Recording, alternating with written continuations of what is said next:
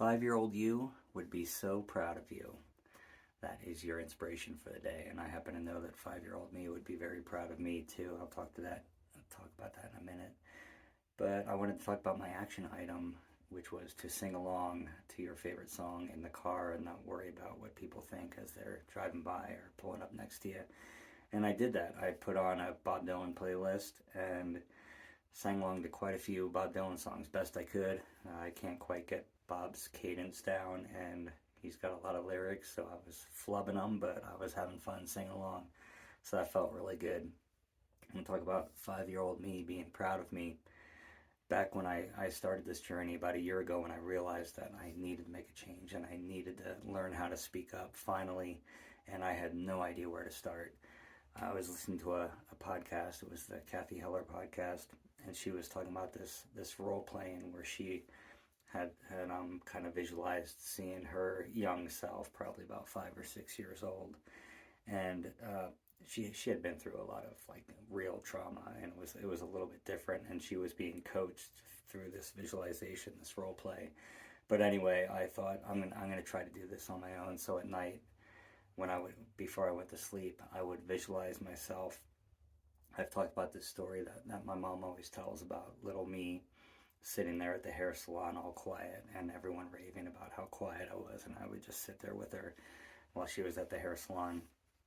And it's quite it's a story that keeps coming up in my family. So I was like, I'm gonna go find that little boy, 5-year-old me, in the hair salon, and tell him to speak up.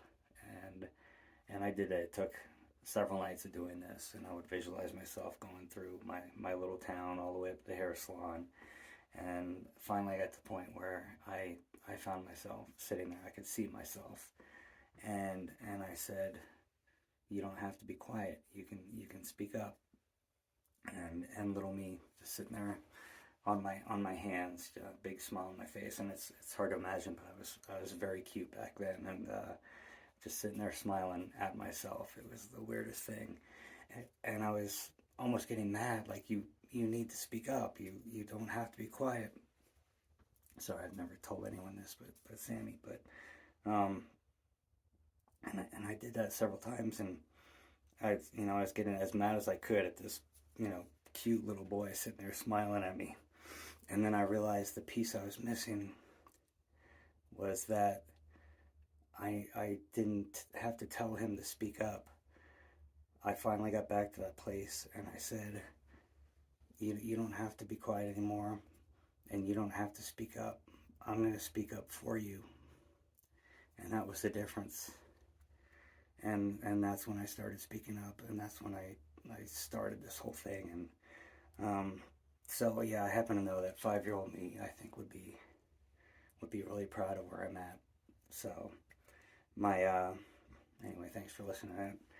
My action item tomorrow is to seek out a group activity, and it happens that tomorrow night is the monthly Platt Park Dad's Night Out. So I'm going to seek that one out and go see some old friends, make some new friends, and I'll see you guys tomorrow.